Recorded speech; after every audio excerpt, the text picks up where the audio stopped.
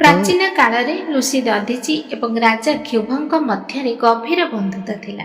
सेमाने परस्पर को सम्मान करुथिले एवं प्रायतः चिंताधारा आदान प्रदान करुथिले। दधीची जड़े विद्वान ब्राह्मण थिले। तांको तपस्या एवं ज्ञान पाई से प्रसिद्ध थिले। अन्य पक्षरे क्षुभ जड़े शक्तिशाली क्षत्रिय राजा थिले। तांको युद्ध दक्षता एवं धार्मिकता प्रति समर्पण पाई से प्रसिद्ध थिले। सेमानक बंधुता एते गभीर थिला जे लोक माने सेमानक परस्परर परिपूरक बोली मानुथिले। गोटिए दिन दुई बंधु ब्राह्मण एवं क्षत्रियक ठारू किए श्रेष्ठ से विषय एक आलोचन लिप्त हेले। दधीची ब्राह्मणक ज्ञान तपस्या एवं आध्यात्मिक शक्तिर प्रशंसा कले, जेतेबेले क्षुभ क्षत्रियक साहस एवं धर्म को सर्वोच्च बोली प्रशंसा कले। उभय निज निज जाति प्रति एते समर्पित थिले जे आलोचना धीरे धीरे एक जुक्ति रे परिणत हेला। क्रोधित होई क्षुभ इंद्र को तांकर वज्र मागी नेले। एही वज्र विश्वकर्मांक द्वारा सूर्यंक अत्यधिक शक्तिर सृष्टि होइतिला एवं ब्रह्मांडर जेकोसी वस्तु को नष्ट करिबार शक्ति रखिथिला।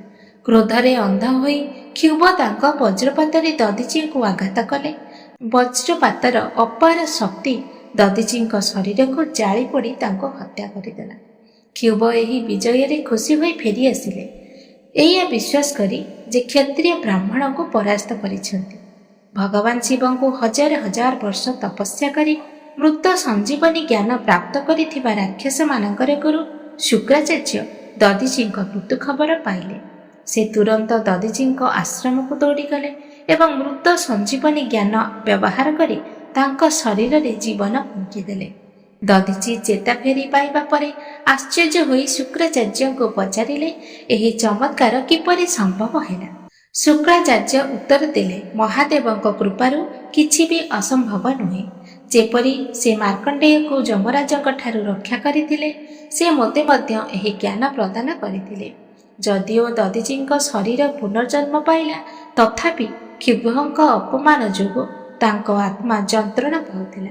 शुक्राचार्य मार्गदर्शन से भगवान शिव को प्रसन्न करने पाई कठोर तपस्या आरंभ करथिले। वर्ष वर्ष धरी कठोर तपस्या परे भगवान शिव प्रसन्न होई दधीची सम्मुखरे उपस्थित हेले। दधीची तीनोटी वरदान मागिले। प्रथम, मोर हाड़ को इंद्रक वज्रपात अपेक्षा अधिक शक्तिशाली कर। द्वितीय, केही मोते मारि पारिबे नाही। तृतीय, क्षुभ मोते अपमानित करिबा परी मु केबे अपमानित न हुए। भगवान शिव तीनोटी वरदान प्रदान कले।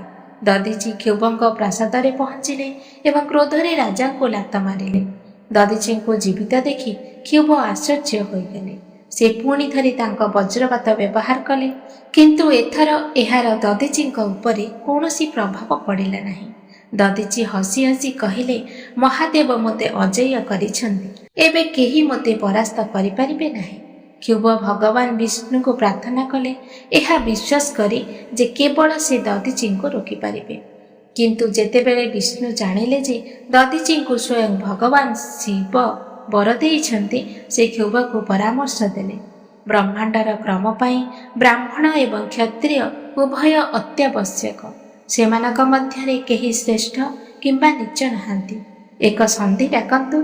किंतु दधीची अहंकारी विष्णु को परामर्श को प्रत्याख्यान करी कहिले, महादेवंक भरोसा मोते अजय करिछि, मु काहाकु भय करिबि नाही।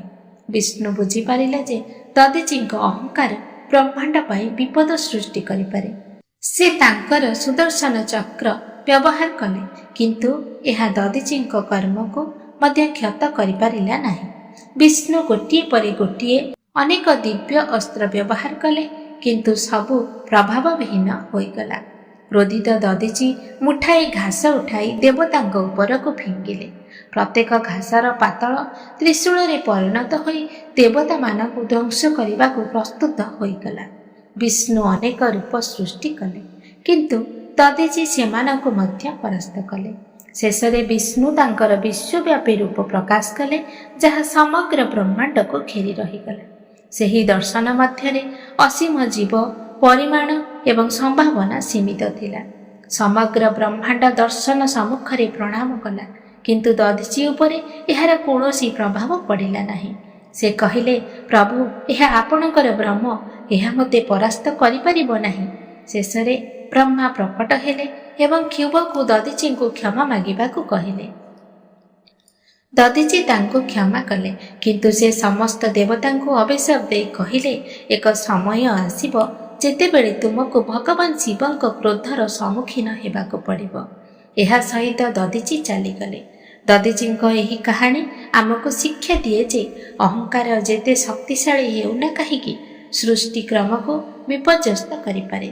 ବ୍ରାହ୍ମଣ ଏବଂ କ୍ଷତ୍ରିୟ ଉଭୟ ସମାଜ ପାଇଁ ଅତ୍ୟାବଶ୍ୟକ ଏବଂ ସେମାନଙ୍କର ଏକତା ବିଶ୍ୱ ପ୍ରଗତି ପାଇଁ ମୂଳଦୁଆ।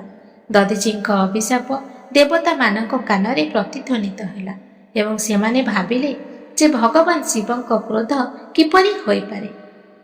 ଏହି ରହସ୍ୟ ସମୟ ଗର୍ଭରେ ଲୁଚି ରହିଗଲା।